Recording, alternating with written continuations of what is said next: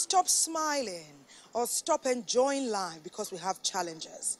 As we grow in maturity and wisdom and experience, it's easy to discover that life comes with challenges. It's part of life. For example, Alex Miles says this, that we're never broken, we're just breaking through. And each person has their own time or period of breaking through. For somebody, it could be 5 years. For some, it's just a year. For some, it's 6 months. For some, it's a decade. We've heard stories of couples giving birth after 20 or 25 years. So who says it can't happen for you? Keep hope alive. Let's listen to this.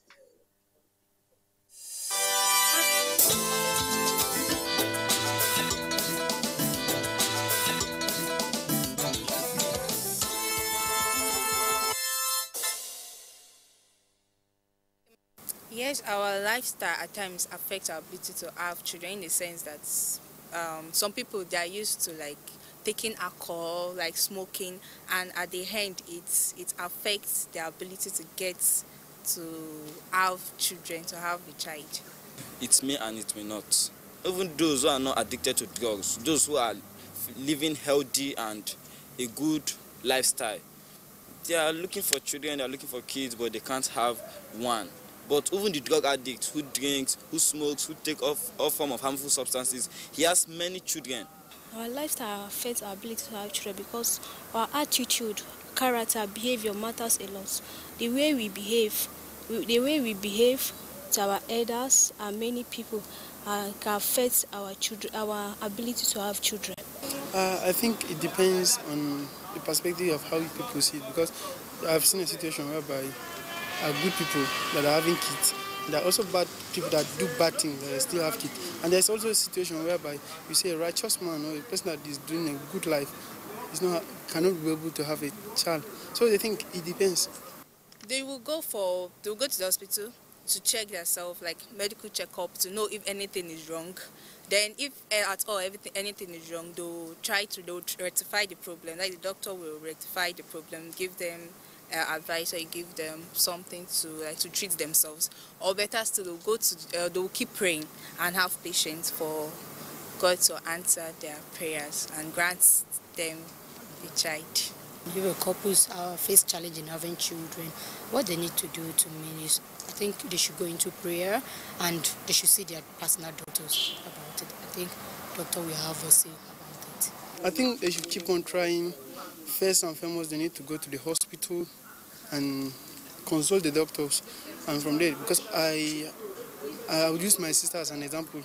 My auntie, after her marriage, she spent like 15 years before having a kid. So I would advise them to keep on trying.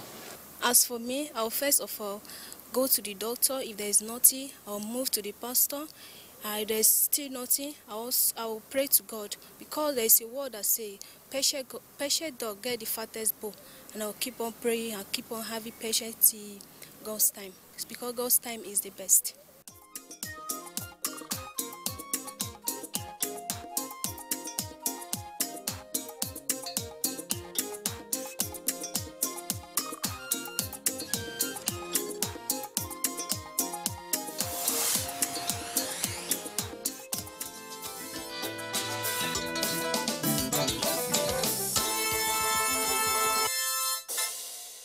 Stop smiling or stop enjoying life because we have challenges. As we grow in maturity and wisdom and experience, it's easy to discover that life comes with challenges. It's part of life. For example, Alex Miles says this, that we're never broken, we're just breaking through. And each person has their own time or period of breaking through. For somebody, it could be 5 years. For some, it's just a year. For some, it's 6 months. For some, it's a decade. We've heard stories of couples giving birth after 20 or 25 years. So who says it can't happen for you? Keep hope alive. Let's listen to this.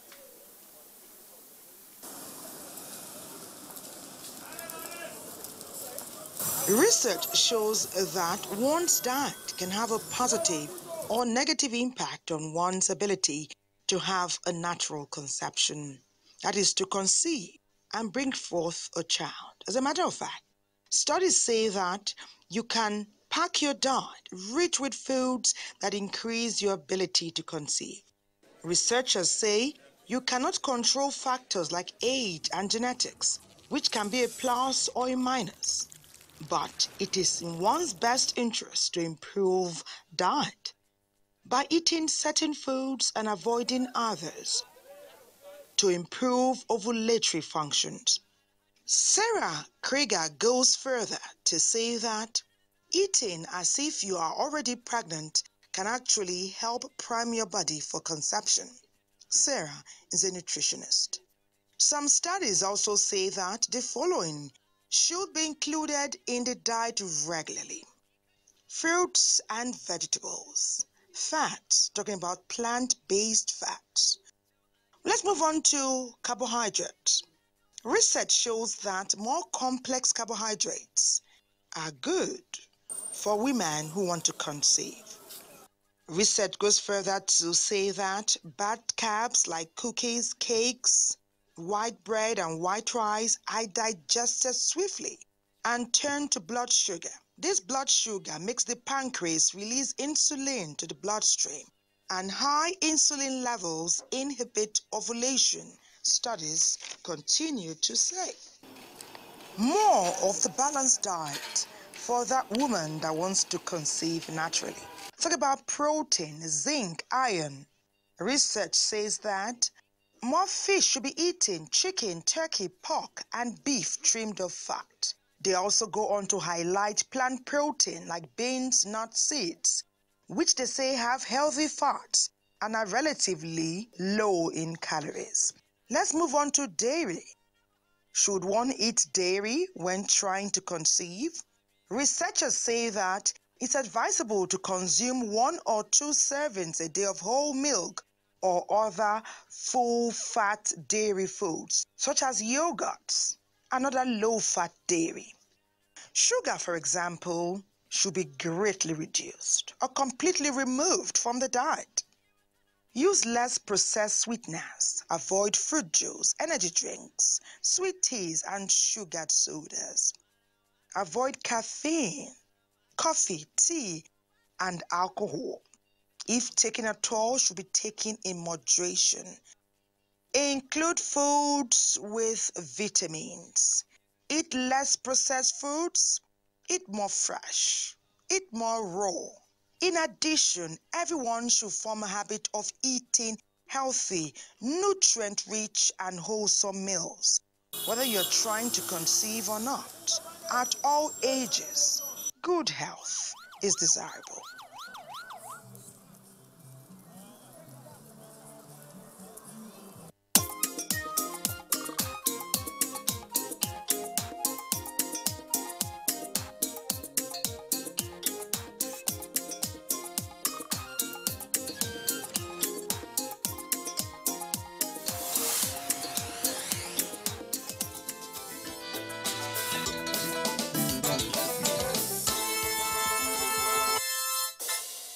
From a wise lady called Alice in Wonderland comes this very interesting and hope-giving quote. Of course, we remember Alice in Wonderland. Many of us read the book Alice in a Fairy Tale Land when we were growing up. So, it's with that fairy tale glow I tell you this one. Alice says, "You never run out of options as long as you don't give up on hope." And according to a renowned medical professional and fertility specialist, Dr. Ibrahim Wada, you can improve your options and you can make your own hope. Wow, isn't that intriguing? Well, we'll learn more when we listen to him.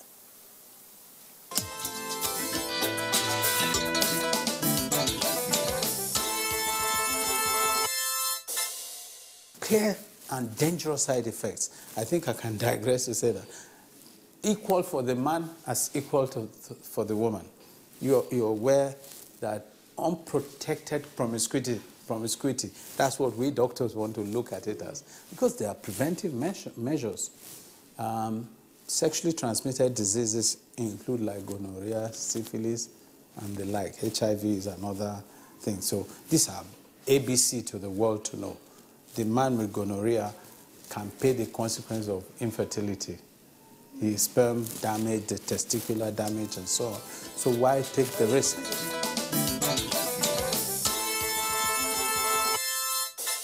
It's not obvious from the outside, but it's when we test as doctors, we can see those long-term sequelae. But while he's got the gonorrhea, the frequent go to PE to ease yourself and come back, and the pain and the discharge, they can be obvious until it goes into a chronic state. There are other infections like chlamydia. Those are the ones that can be silent, and they do the destruction even worse. So you find reduction of your fertility. You find, affliction of your prostate gland over a period, and it can be, since it can be prevented, the best way to look at it is prevention. Prevention. Say no or use barrier contraceptives like condoms and so on.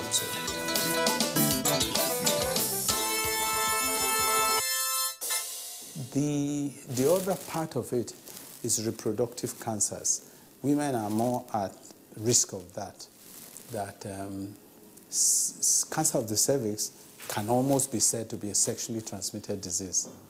It depends on early exposure, I think, when your tissues are not so mature, and it depends on multiplicity of partners. There are certain sperms, if one is exposed to them repeatedly, may have carcinogens that can provoke such changes.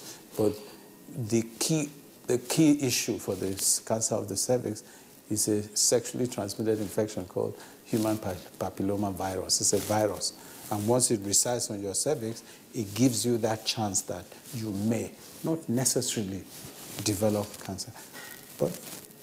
And this is being said almost because, one, we don't have a system of preventing cervical cancer in our medical systems. Elsewhere, this consciousness brings about the need for a woman of reproductive age, maybe from age 25, to repeatedly do a pap smear to check the cervix if these changes are occurring, whether or not their sexual history is good or promiscuous. And then the availability of vaccines against development of HPV. But people need to be aware of them, that you need to protect yourself from a very early age about this risk. And also the fact that you've been vaccinated doesn't mean free for all. We have to say that no vaccination is 100% protective, so you don't have that confidence. Protection in terms of condom, no matter what, once you are not in a fruitful relationship. And those words are coined by me. These are relationships that should produce children, and it's a long-term relationship. I call that fruitful. It is not a one-night stand. It is not a boyfriend may not marry thing. So I call it fruitful relationship from the man and the woman's point of view, that there could be procreation, children, with a clear long-term agenda.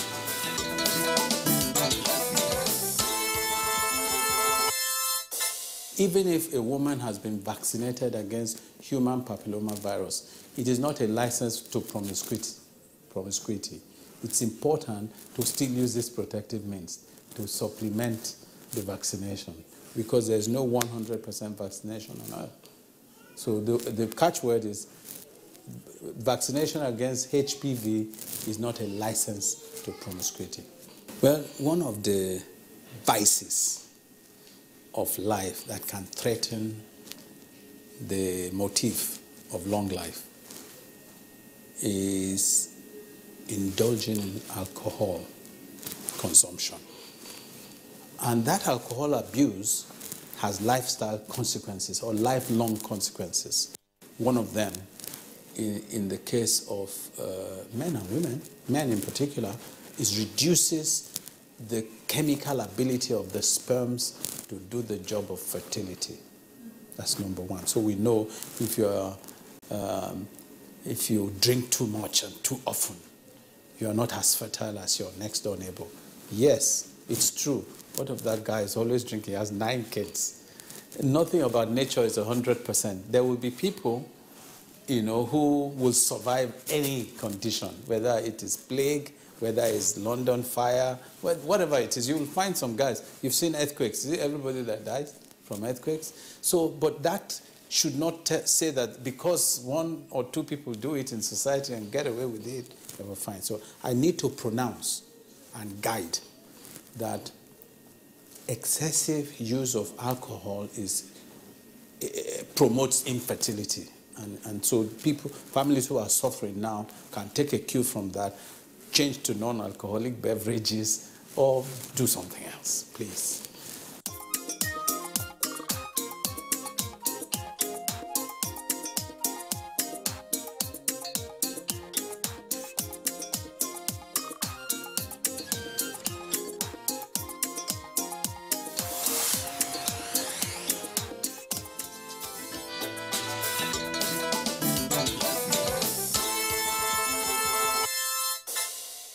Some may say that this quote is tired. It's tired, but the meaning still continues to create positive impact. No condition is permanent. If it's good today, very soon, things may turn. And if it's not so good today, stand tall and remain hopeful. Things will definitely turn. So are you overweight? You want to shed some weight? Have you been stinting on your workout regimen? You haven't had time to exercise? Well, things can start to change today, especially if you work out with us on Wellness and Living. We're about to do that right now.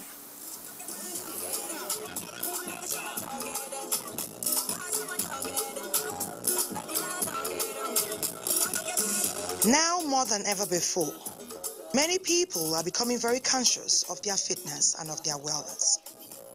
They want to stay fit. They want to live a long and a very productive life. They want to be very healthy at it. They want to enjoy life and give it their very best shot.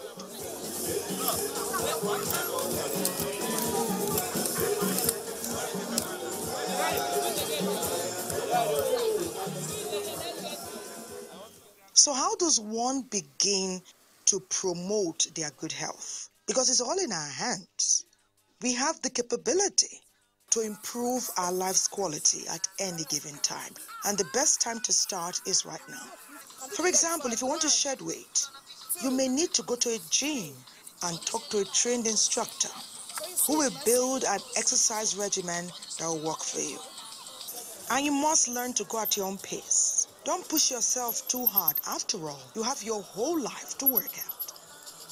What about that young man or young woman or that middle-aged man or woman who just wants to be fit, who just wants to be well, who wants to continue to be active for as long as possible? Then you need to build a 5-minute exercise plan into your weekly regimen. You can start by doing it 3 to 4 times every week for 5 to 15 or 20 minutes. What about taking that brisk walk you've always talked about? Start now. Start today. In the morning when the weather is cool and breezy, or in the evening when you return from work. Go with your partner. Go with your children. Go with your neighbor. Build a support group of people who are health conscious and who believe in your ability to join in that health conscious team. You can do it. And this is not something you should procrastinate about. Your health is your life. And your health is the best wealth we can ever get. People who are also suffering from serious injury need to talk to a trainer so they know the exact part of the body to work on and at what time and for how long. It's in everyone's best interest to do body part specific exercises at least 2 times every week on a continuous basis. Exercise is a good lifestyle, is a good habit, is something everyone should seek to imbibe and inculcate in family and friends. You can use machines in a gymnasium, or you can work at home using facilities and equipment right there in your home. So what are you waiting for? Start to build your best wealth today.